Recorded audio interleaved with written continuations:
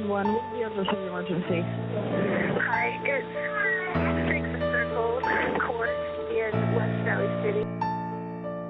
Delta 5-2, copy of control assist. Delta 5-2, go ahead. Respond to Cell Circle to assist control on the missing family. Susan and Josh Powell, last name. Welcome to the Escape Safe season, powered by 1088 Podcast. This is episode number 11, a season focused on domestic violence and intimate partner abuse awareness through the 2009 investigation into the disappearance of Susan Cox Powell. I lived it, I investigated it, now I talk about it, because I believe awareness saves lives. I'm your host, Ellis Maxwell. Thank you for your support, your questions, and being here. So let's get started. It's December 18th, 2009, day 12, and it's a Friday. We're going to get into the tip calls, and our first one is a tipster that contacted us from Susan's employer. They worked together. He claimed that they had worked together for a couple of years, sat remotely close to one another. And so they would talk often. Susan would do what Susan does, right? She would share and her stories and her experiences that she had with Josh, with her coworkers and others. And, you know, her day-to-day life, right? And they recalled that she had shared with them that she was pregnant. And we've already kind of knew that. We kind of talked about that. And so we were, we're kind of familiar with it. And I think that was, let's take a look here. That was 2 to 3 weeks prior to her disappearance that she shared that with this coworker, that she was pregnant. However, she followed up with that the results came back negative. And I believe we kind of covered that as well. She had went in and the test came back negative, but she was sharing with the doctors that she had some symptoms, and they said, well, this can't be 100%. You still could be pregnant, and sent her home. So there was never anything solid that proved that she was pregnant. The whole being tired and all this and that, we kind of still suspect that that's coming from Josh, maybe slowly poisoning her, sedating her with something. Another thing that they mentioned was a month prior to her disappearance on December 7th, she shared with them that she was reading a book on OCD so that she could better understand Josh. She expressed extreme frustration because Josh was forcing her to go to his family party, like Christmas party or whatnot, but then he refused to go to her family Christmas party. And that may sound familiar to, I don't know, some of you listeners, or maybe not directly with you, but maybe somebody you know, where you have these partners and one, hey, I want you to go with me to this event, but I'm not going to go to your family event. It's awful. I've seen it.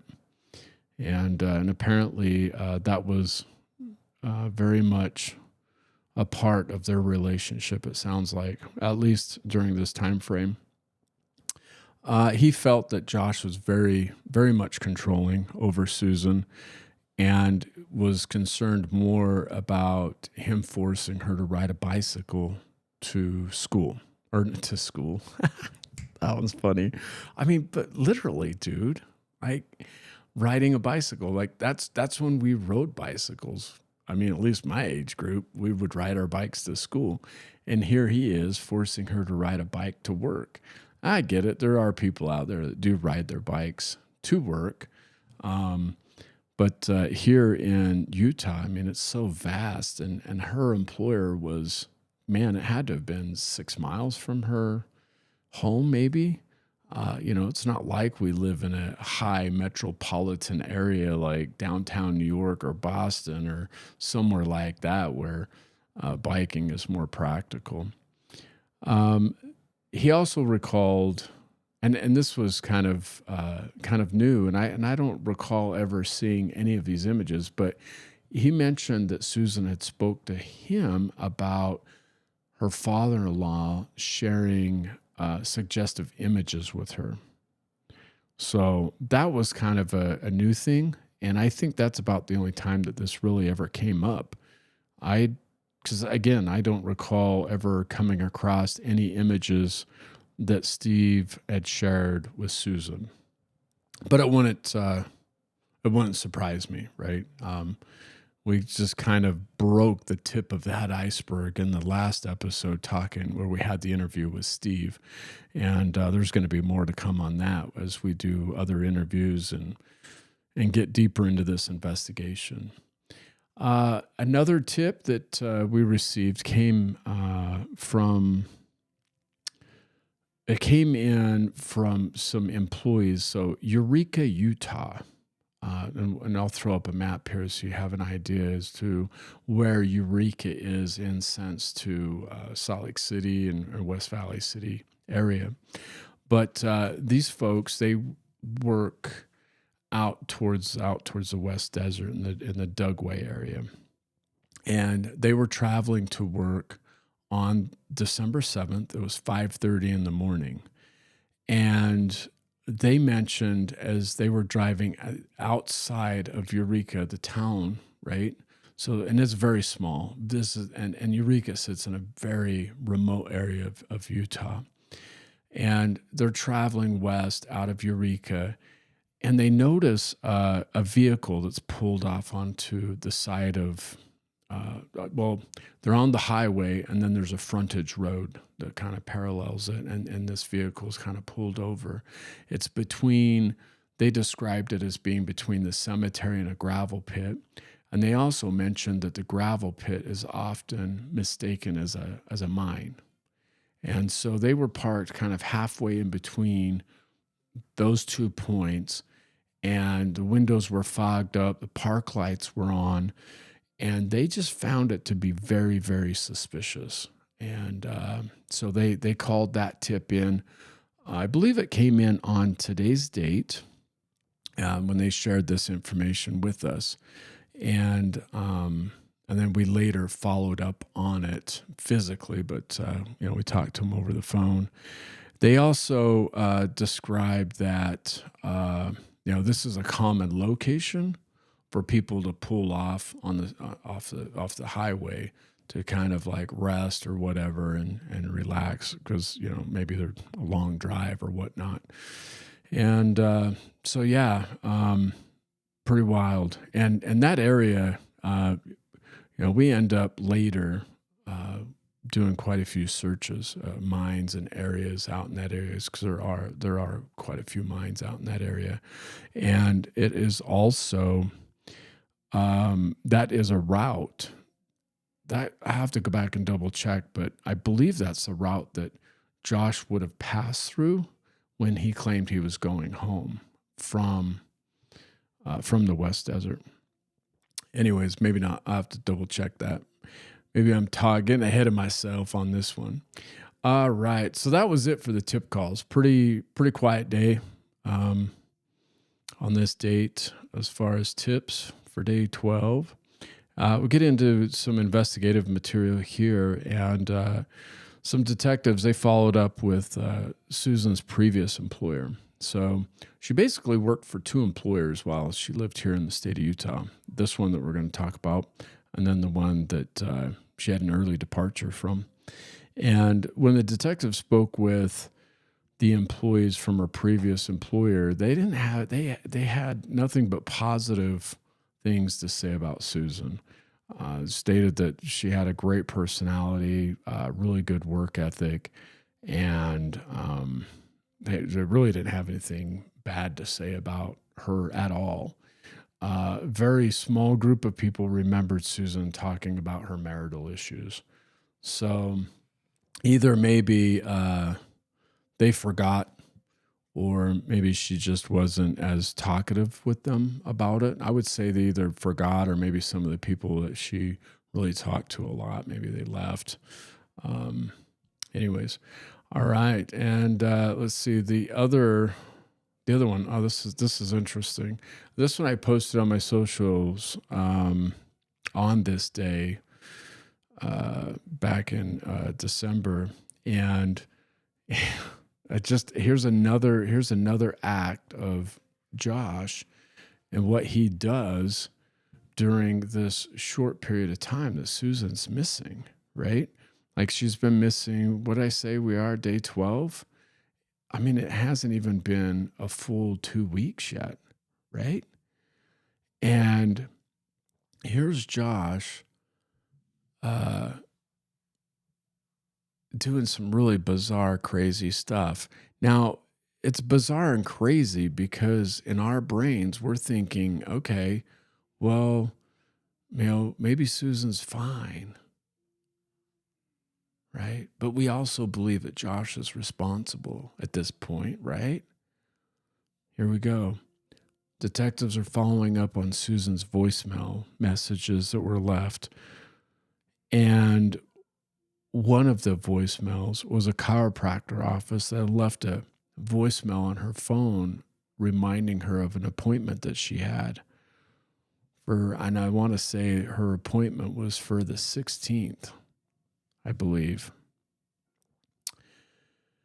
Now, detectives contact this chiropractor office, right? Chiropractic office to, get some more information, see what they know. And when they reach out to them, they tell the detectives that Josh had contacted their office and told them to cancel Susan's appointment for the 16th and all future appointments. Yeah. Is that wild? Now, if you're a grieving husband and you don't know where your wife is and you're not responsible, you didn't do anything with her, and she just disappeared from the time that you went camping out into the West Desert in the middle of winter during a big storm, winter storm moving in, and you're 12 days into this investigation, you're going to call and cancel all of her appointments. What was the last thing? Do you guys remember the last thing that he did? He went to her employer with the power of attorney and tried to get her retirement. Come on, man. So that's one piece there. This I would say would be considered circumstantial evidence, because what kind of a grieving husband does something like this? Now it'd be one thing if he called him up and said, "Hey, yeah, I need to cancel the 16th. Something's happened to her and we're really worried, and maybe kind of just don't cancel her appointments, but just be aware that she's missing and we're looking for her. Have you guys heard from her?" But that's not how the conversation went with Josh when he called him. So yeah, pretty wild. All right, we're going to throw up another a map here for you. Now this is in regards to the GPS tracker that we put on Josh's phone or Josh's minivan. Okay. And so anyways, we have the tracker on his minivan. So we know where he's going, what he's doing and everything else. But and you can geofence, boundaries, right? So it gives you some sort of alert. If it reaches a certain point, it can alarm you and be like, "Hey, your target's here or there," or whatever. Well, at 11:07 p.m. on this day in 2009, he was leaving his home and he was northbound on Interstate 15. Obviously, we can all guess that he's probably heading to Papa Steve's home, but who knows? And so we rally up the troops, because just because we have a GPS tracker does not mean we just sit back and watch the beeping going across the maps. We actually send out troops that will take off and get remotely close and kind of hang back behind and follow him and they'll stop wherever he stops and kind of investigate and look into things. And so, anyways, he continues on, and it's kind of monitored until he passes the state line, and he gets into Idaho. And there's a portion there. It actually is before Idaho. You kind of get into this mountainous terrain, and you can easily lose cellular service there. And so, anyways, we lost signal for a few minutes, and it would be in that area there, just around the border of Utah, Idaho, and Interstate 84 is what it is. That's what you turn off there, off of I-15. Anyways, so it kind of looks like that's the direction he's going. And just so for you all to know, it's about a 12-hour, 30-minute drive if you're driving straight through from West Valley to his Papa's place in the state of Washington. And that's it. That is it for December 18th, day 12. Pretty slow day. Not a lot going on. And it's kind of like that as we progress and start approaching 2010. The closer we get to the holidays, the tip calls start falling off. People are taking time off because of the holidays, and things just kind of quiet down a little bit, and it's not as crazy busy. So let's move into December 19th. 2009. This is day 13. It's a Saturday. And though typically the detectives don't work on the weekends, usually it's your patrol guys that are working. There are times over the weekends that we are working, because that's about the only time that sometimes these people can meet and stuff like that, right? And so on this day, 16 years ago, I actually am working and a meeting. I'm doing a phone interview with one of Susan's sisters, and this is pretty interesting. It was a very, very good conversation with her, very long and very detailed. She offered a lot of really, really good information, but not only did she offer a lot of good information, but she had a history of emails with Susan, and she still had those emails. And so she shared those emails with me, emailed them to me, and we'll actually kind of go through them so that we can see what Susan had to say, what she was experiencing, what that time frame was, what it looked like, and so we can try to learn from it, right? Because that's the whole purpose here, is to learn from Susan, her experiences and her words, and what she is sharing with us in the events to save someone else from falling victim to domestic violence, homicide. So let's get into this sister's interview.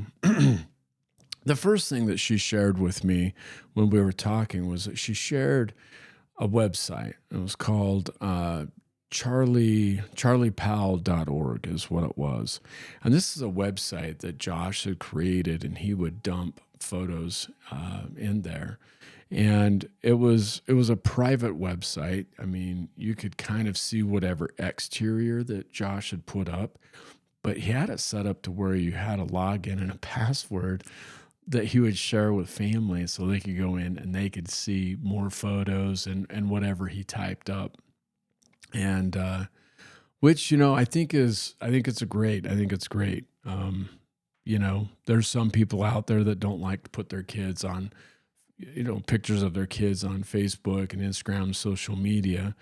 And, but a lot of us have learned that, hey, this is really nice because it's a great way to share with your family, friends, acquaintances But unfortunately, it's still open to everybody in the world, right, to exploit those pictures and do whatever they want with them. So I get it. I totally get it. And I understand and I respect it. But it's what's really wild about it is that, I mean, I was able to get in. She provided me some her access. And I was able to kind of get in and look and take some screenshots of the website and pull some photographs and just kind of really dissect it, right? And the majority of these photos that were in there were photos of the two boys and Josh. Very, very few photos had Susan. Yeah. So it's kind of interesting, right? I mean, why is that? Is that because Susan's the one taking the photos? Or is that because Josh blatantly left out a lot of photos with Susan in them and just wanted more of the boys and him and not so much Susan? I don't know. Kind of wild and weird. But a lot of the photos was of their family trips, camping trips, day trips that they made. And yeah. Outside of that, she shared with me that she was familiar with Susan having a safe deposit box and what the contents were in the safe deposit box, as well as the location of her journal and her workspace at her employer and all those other notes and pictures and stuff like that. So she was familiar with all of that, as well as we know there were other people, right? So we're going to get into these emails. These are crazy, crazy emails. And we're going to go in the order that she kind of sent them. So the first one's going to be, we'll kind of go in chronological order. We're going forward. So this first one is dated June 10th of 2008. And Susan shares in her email with her sister that Josh was doing everything that he could to delay or prevent her from traveling up to Washington to visit her family and attend a wedding. Yeah. Now, if that's not right? I mean, you shouldn't be preventing your partner from going and traveling to visit her family and to go to a wedding. But he was doing everything that he could to try to prevent it. Just awful. July 17th, 2008, she writes, "I'm stressed, overworked, neglected, abused single mother, down to her last straw," end quote. Wow. Quote, "I'm stressed, overworked, neglected, abused single mother, down to her last straw." July 17th, 2008, a year and a half prior to her disappearance. She states that she is going to give Josh an ultimatum: attend counseling or face divorce. Yeah. Now, when I read this now, 16 years later, is this when maybe Josh starts his little premeditated thoughts in getting rid of Susan? Yeah. I mean, because an ultimatum, attend counseling or divorce. And here you have Josh, right? We know he's a manipulator. He's coercive. He's controlling, psychological abuse, financial abuse. And here she's throwing down an ultimatum. That could have been, she's at her last straw. This could have easily, this time frame could have easily been when Josh that was the last straw for him. Maybe it was like, okay, I'm done with this. And he starts kind of working towards a plan. She talks about using her bicycle as transportation to meet with counselors. But she would tell Josh that she was taking her bike to go ride to the park because she didn't want Josh getting mad at her because she was going to meet with counselors. Yeah. Now, there was something, and this as well could be part of the reason why she rode a bicycle.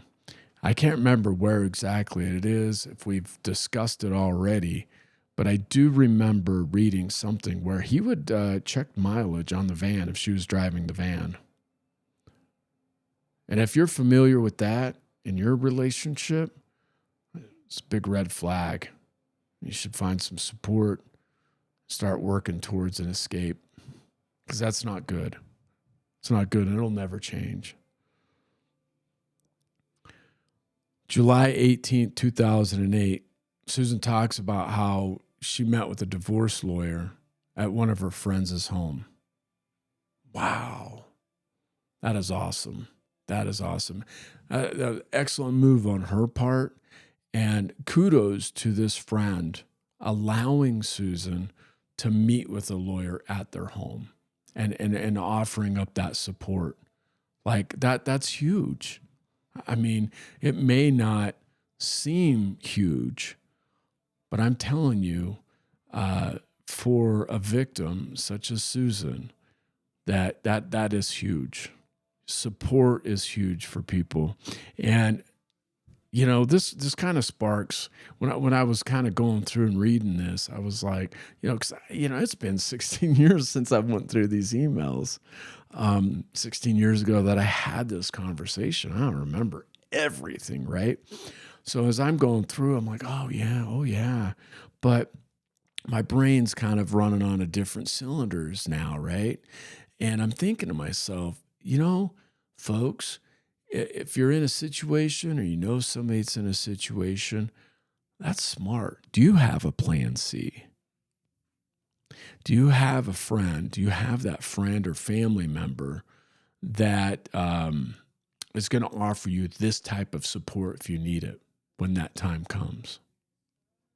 If not, I would definitely start locking that down. Lock it down with a friend or a family member. Ensure that you have that support, especially if you're living in a toxic or dangerous relationship. All right. August 2nd, 2008. Susan talks about how Josh is bipolar. Again, here we go. The whole bipolar thing. And this is interesting. If she kicks him out, it will create more problems for him. And he may become manic or depressed. Susan continues by saying that once she starts counseling and Josh sees this, perhaps maybe he'll begin attending and then their marriage will be saved. Okay, now there's a couple of pieces here that we want to break down, in my opinion, okay? So one, in the first part of this email, she's talking about how if she kicks him out, she leaves, he may fall manic and depressed, and it may create more problems for him or create problems for him. I'm going to say this. Don't worry about it. Don't. I know we do. We do. We are with these people, right? And we care about them. However, we don't care about how they're treating us, but we still care about them. Why? Because they're the father or mother to our kids. But when you have this type of abuse going on, and then you want, and if you add violence on top of that, that's just kind of like, I mean, I hate to say it, the cherry on top, right? Because violence is the only thing that the government's going to do anything about. Abuse, financial abuse, psychological abuse, government don't really do anything about it, okay? So, but if you're looking at escaping and you want to get out of this relationship, you shouldn't be worrying about, you need to let that go. You don't worry about how it's going to play out for them. Is what you need to think about and is what you need to identify is what are the possible dangers that they can cause when you do leave and after you're gone. That's what you should be thinking about. Okay. So if you're in this situation and it pops in, you're like, oh man, I'm just worried about how this is really going to affect them. That's good. You know, I'm a big believer. You recognize it, you feel it, and then you let it go. And you need to let that one go. And then you need to circle back around and go, okay, what are the dangers? When I do leave, or while I'm leaving, or after I'm gone, what are the dangers that they pose? That's what you think about.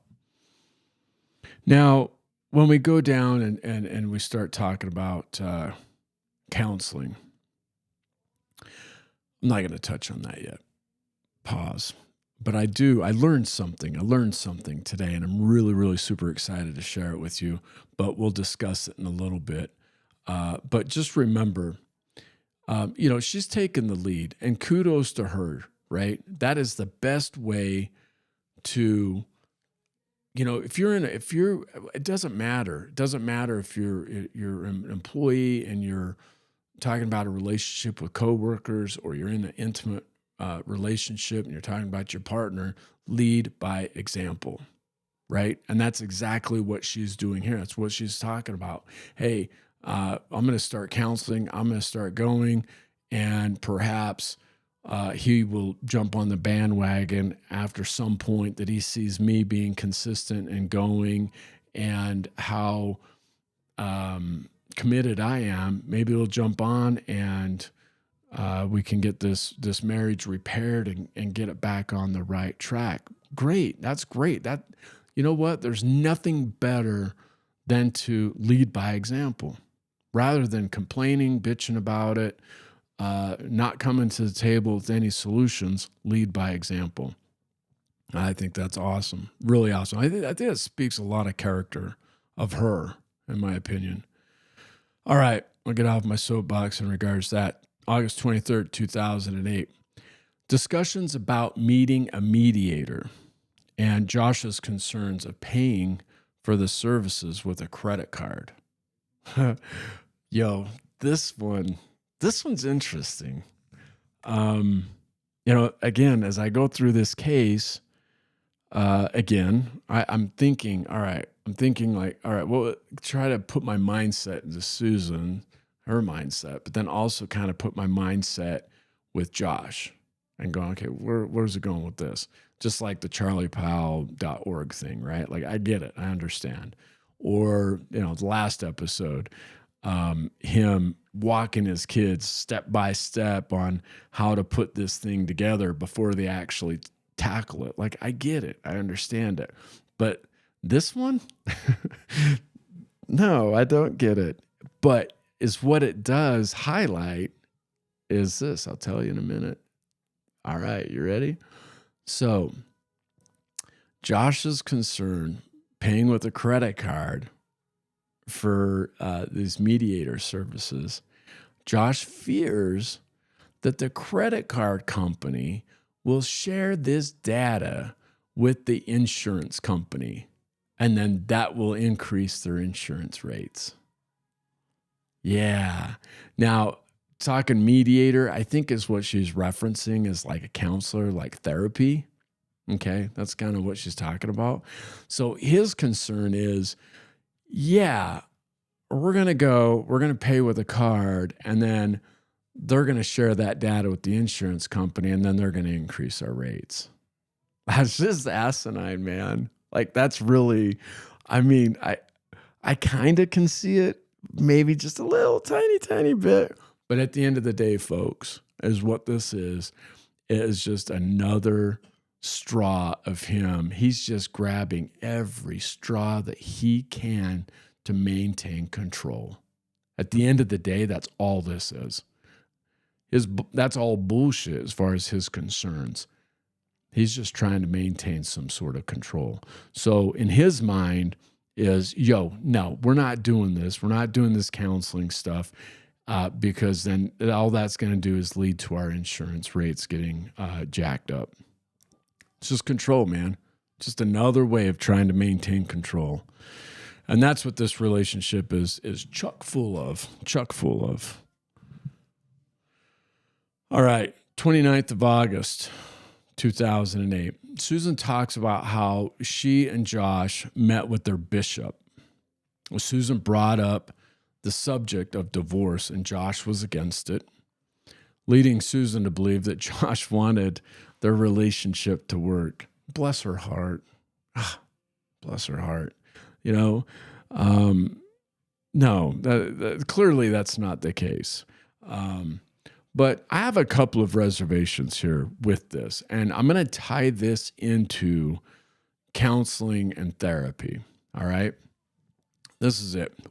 Number one, I have absolutely nothing against religion. I do not. None. I grew up LDS. I think they have a bunch of wonderful, they have a good foundation, and it's really good. All religion does, right? However, if you have a relationship such as this, toxic, dangerous, controlling, manipulative, a laundry list. Well, this particular case with Josh and Susan, we have a grocery cart of various different abuses is what we have going on. Not a whole lot of violence, but a lot of different abuse going on.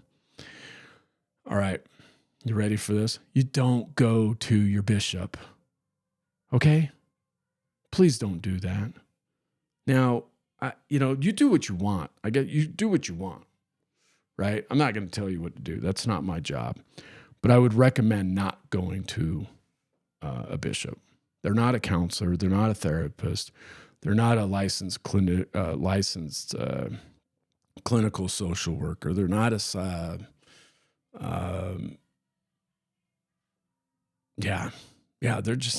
not their role, man. It's not their job. And I don't see that they're going to do you any favors. Just my opinion. Now, that goes as well for counseling and therapy. If you are in a situation like this and you have, half of a grocery cart full of abuse going on, and it's, been going on for a minute, and it's escalating, and you're seeing the red flags, and you're seeing the abuse continue to escalate, and maybe it's starting to get a little bit violent, maybe not, doesn't matter, and you want out, get out. Don't waste your time going to a counselor, a therapist, none of it, because it isn't going to work. Now, I'm pretty sold on this, what I'm sharing with you, because I've always kind of questioned it. If you're in a dangerous, toxic relationship where you've got a lot of abuse going on and maybe some violence, there's nothing that's going to correct it, folks. We've talked about this, right? We sit and we hope that our partner will change for the better, and we talk to them and we give them ultimatums. None of that shit matters. They don't give a damn. They don't. They just want to maintain control. That's their thing, man. All right? So I've always kind of questioned the whole therapy and for these people that are in these situations. And so I kind of researched it today. And what I discovered, I was just like, no shit, man. Right? Intuition. Your gut feeling, that sixth sense, man. And everything that I've ever thought about going to therapy, counseling for folks like this, it's all true. It's all true. So there's been a number of studies, and I'm just going to read it. I wrote it down verbatim, and I'm going to read it to you. And I just thought this was really, really awesome. So again, this is regarding going to couples therapy, couples counseling, but the relationship, there's a cart full of abuse going on, maybe some violence, or there is violence, doesn't matter. And, this has been going on for a period of time, and you're hoping that it'll change one day, and it's never going to. It never is, right? So couples therapy is generally considered contraindicate in active, controlling, or violent abusive relationships because it often increases danger to the victim, fosters victim blaming, and allows the abuser to manipulate the therapeutic process to maintain power. Research suggests that when intimate partner violence abuse involves coercion or control, joint counseling can escalate the risks. Mic drop. That's crazy. And it's true. I believe it. And I mean, maybe there is a very small percentage out there of humans that are living in this crazy dynamic that we're talking about of domestic violence and intimate abuse, intimate partner abuse. And it's been going on for a few years, and they go to couples therapy and it fixes them, maybe, but I'm not buying it. Okay, so just another piece that I wanted to share with you. I was super jazzed when I learned of that today, and I was looking forward to sharing it with you all. And again, I'll circle back around to the bishop and stuff. And you talk to whoever you want to talk to. Go ahead. I just sharing with you that you shouldn't be talking. If you're going to talk to somebody, go by yourself and talk to a psychologist or a licensed clinical social worker. That's who you should go talk to but that's you by yourself. That's not counseling, a couple's counseling. Okay. How much really, honestly, how much training does a bishop or a pastor have in domestic violence or intimate partner abuse and violence? How much training do they have? Yeah. Ask yourself that one. All right, cool. Next, September 5th, 2008. Susan states that she's nervous. She checked the bank account and saw that they have $7,000. $7,000, people. September 5th of 2008. And get this, Josh will not let her go out and buy groceries.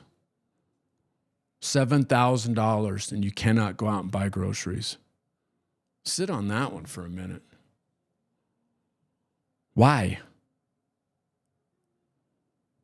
I mean, the one thing I came up with was, remember back, the straw, that was her last straw. When we talked about, well, maybe that was Josh's last straw too. Getting, her hammering down an ultimatum. Maybe he's starting to kind of become a little premeditated and kind of putting things together. Is it because he's trying to save up a little slush fund for him when she disappears? $7,000 and she can't go buy groceries? God damn.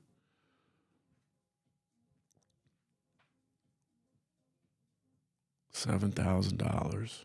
She withdrew $1,100 and purchased some food. Josh found out and quizzed her on how much she withdrew and what she spent. And of course, right? I mean, that's what he's going to do. He's got to maintain control. He's got to have those meat hooks into her.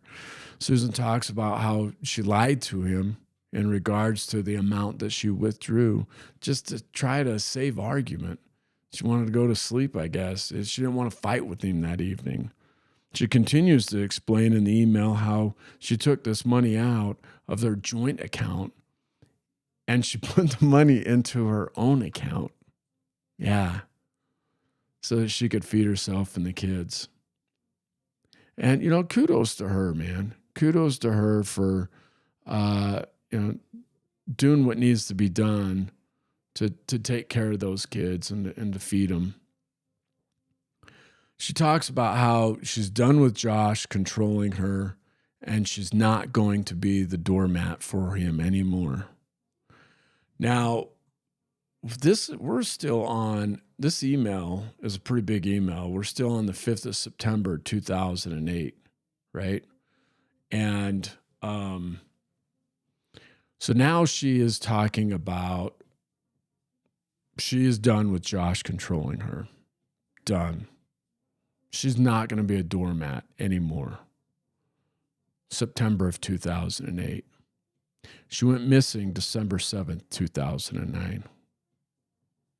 Just a reminder.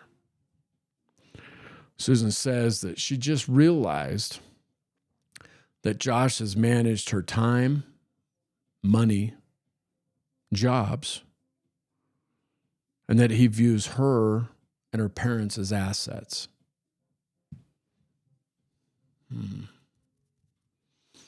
2008. I mean, we're talking half a decade, man. I mean, when did they get married again? I think it was 2001. Somewhere around there. I know they moved. I remember they moved to Utah in 2004. So this is 2008. So here's 4 years. And she's, for the first time that we know of, as of today, she's highlighting that she's just realized that he's controlling every aspect of her life. You ready for this one? He has been this way since the beginning and has never changed. Well, since the beginning of what? Since the beginning of their relationship? Since the beginning of when they moved to Utah?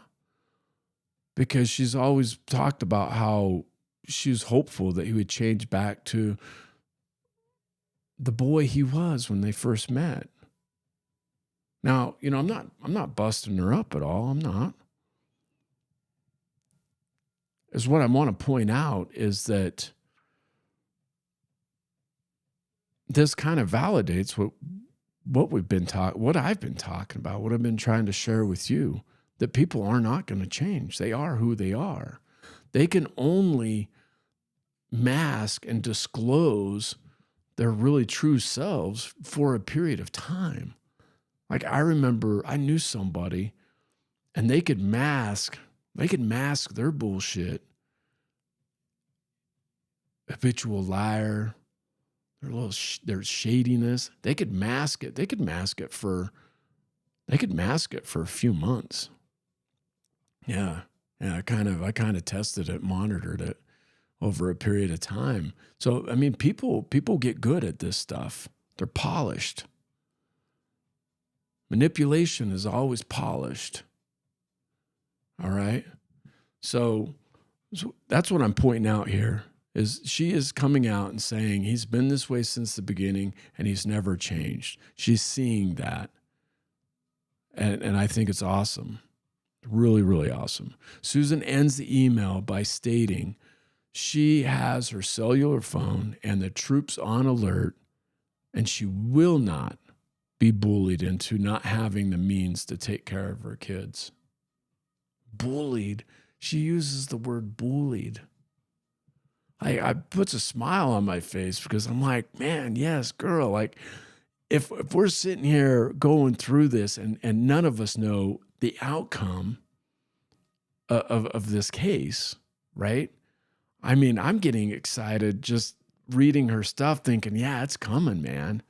She's out. She's gonna plan a safe escape, and she's gonna get out and leave this guy, and then now she's just gonna have to deal with him through, because of the kids, right? She's gonna have to deal with him for the remainder of her life because of the kids.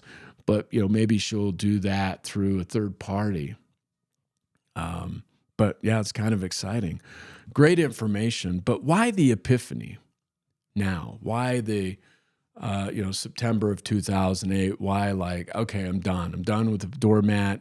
He's been this way ever since. He's not changed. He's never going to change. Why now? Well, that's a really good question. And based off of my training, my personal life experiences, people I've spoken to over the years.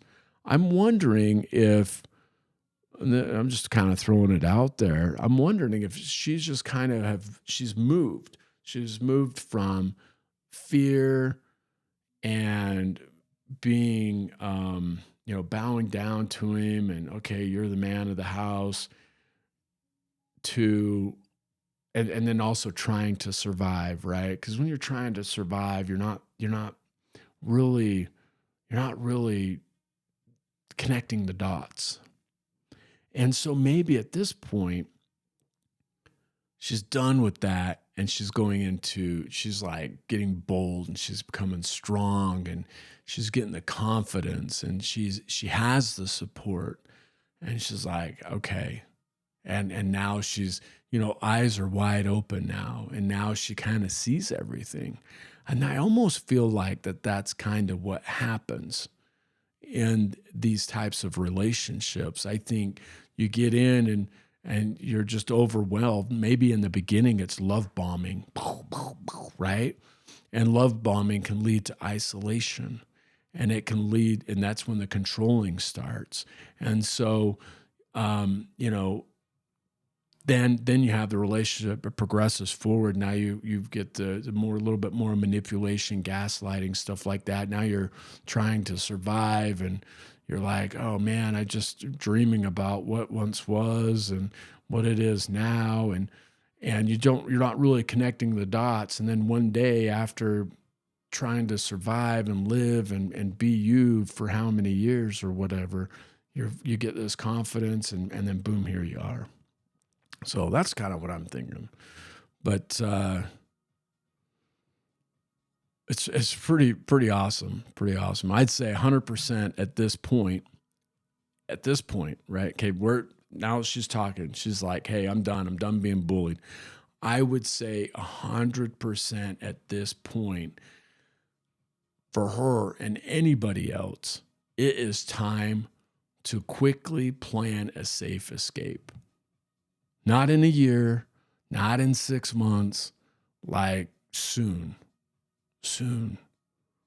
Like, get ahead of the game. You need to get ahead of him, wherever his stage of planning is. You need to get ahead of that.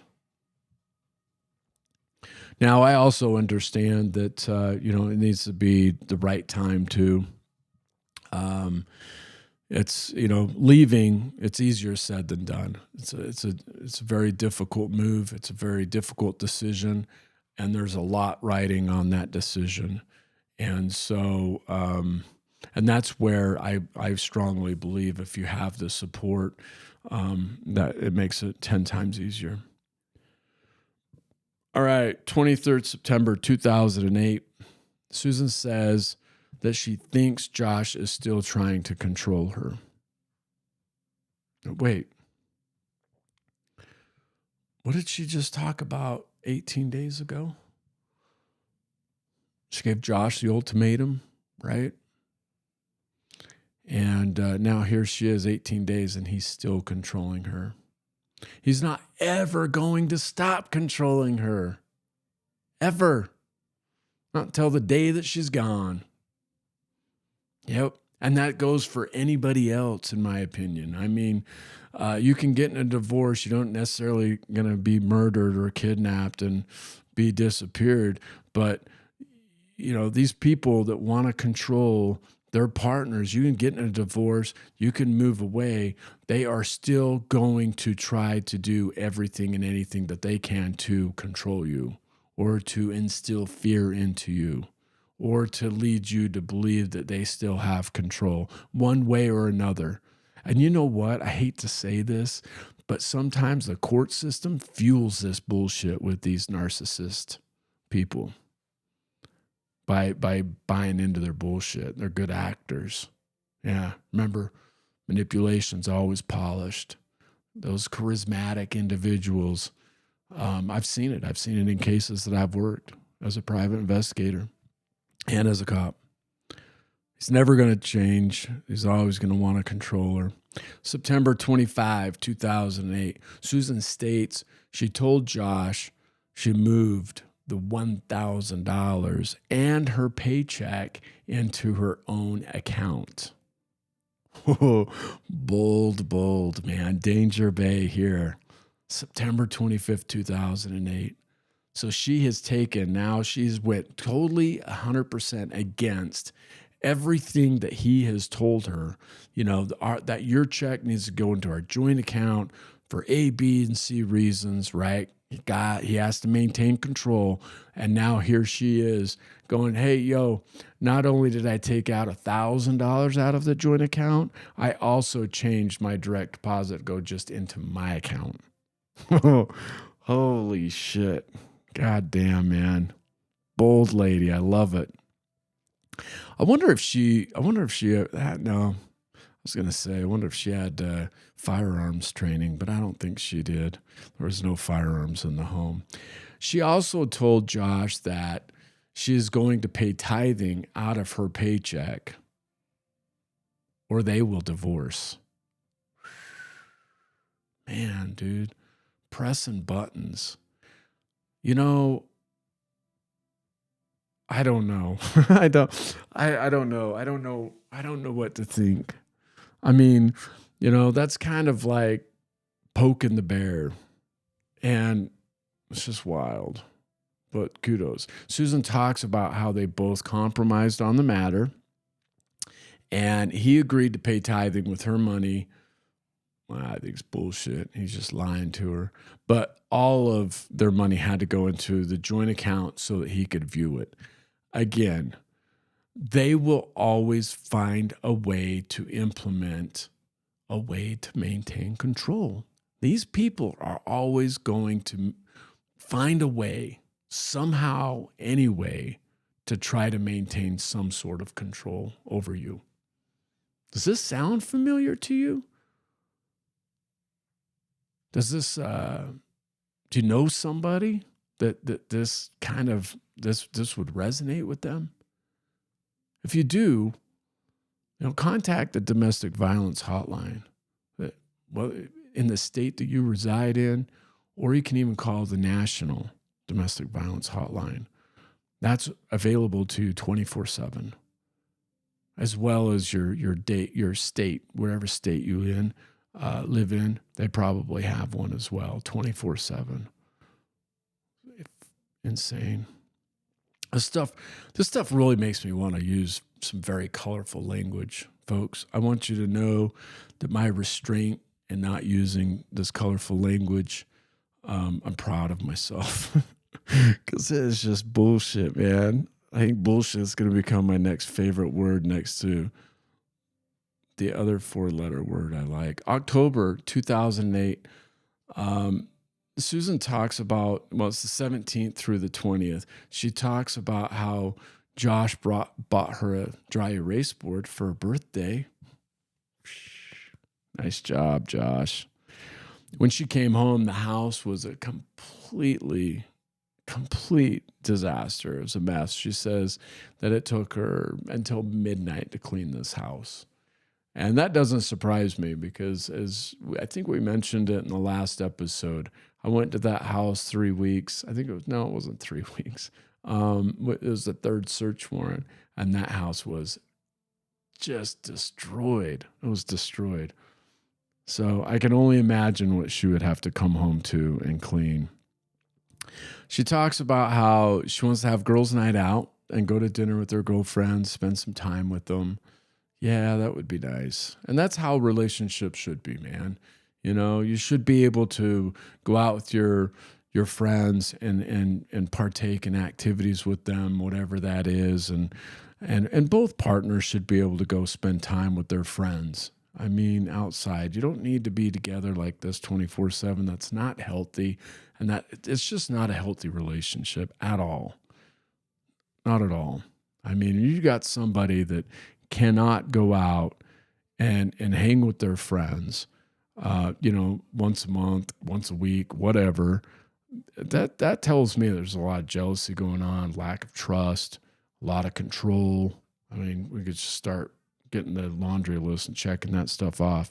October 31st, 2008. Susan says that Josh now states he won't pay tithing. What? It was just a week ago. It was just a week ago that he said he would pay tithing. Do you see what I'm saying? Folks, this stuff none of it never changes.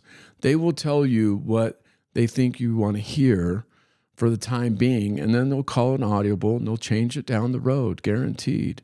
Instead, he'll spend that money by taking the kids to the zoo and circus, etc. I giggle because I know what I'm going to say next, is that she writes in the email, no, that won't happen, and it never has happened. So again, see the patterns here? You know, he tells her, yeah, okay, sure, yeah, we'll put all the money in the joint account. I'll pay tithing. A week later, I'm not paying the tithing. I'll take that money and I'll do this. They'll come up with these ideas to try to maintain control. Yeah. Susan says she's looking to the Lord to help her make the right decision as to whether she should divorce Josh or continue dealing with his constant manipulation and assurances that their marriage will get better. All I can say is bless her soul, man. You know, these decisions are difficult. And I spoke of that just a little bit ago, especially when there's children, religion, and expectations. It's very, very difficult. I get it. But, you know, our Lord and Savior, Jesus Christ, can come to us and can bring us some information. But sometimes it doesn't come, folks. Seriously.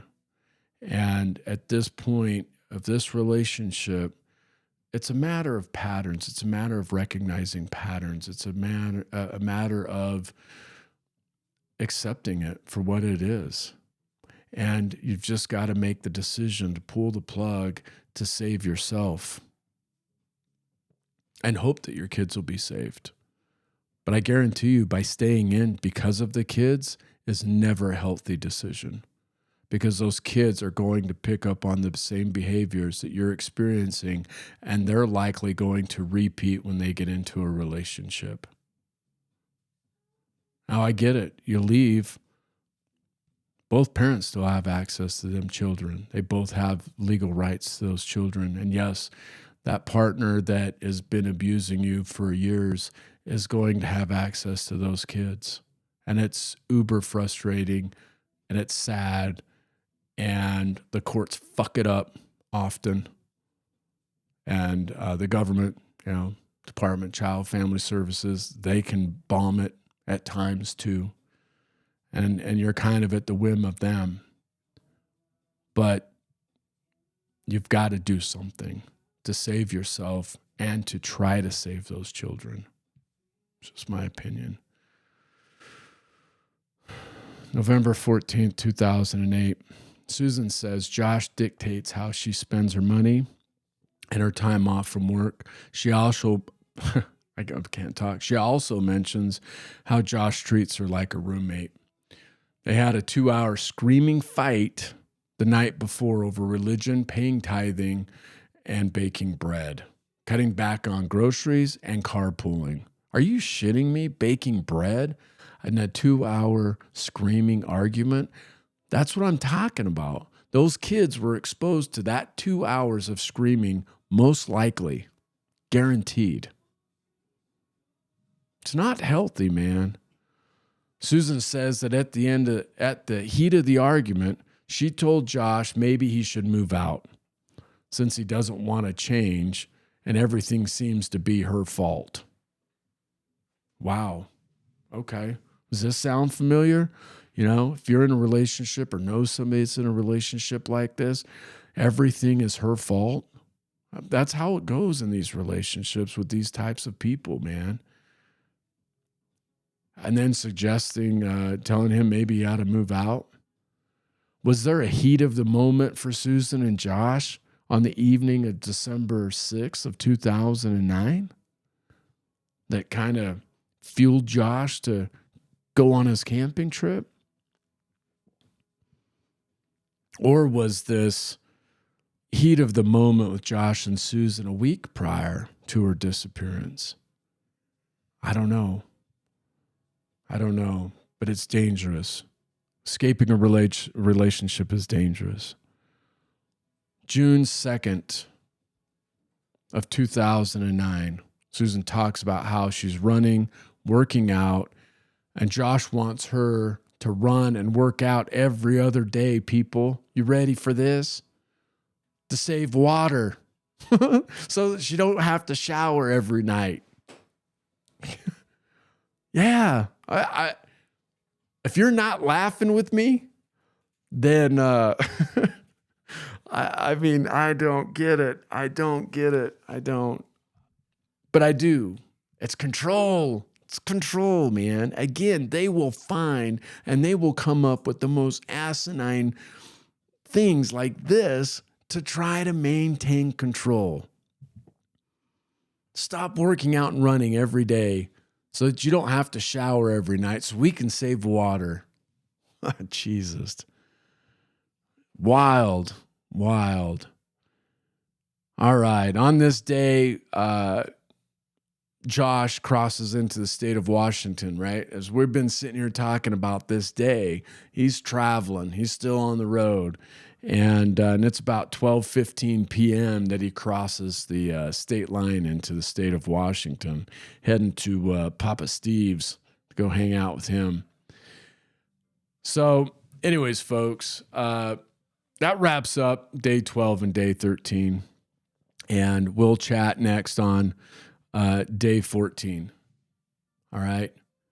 Now remember, Susan is still missing, and there are others as well. So we continue this work for them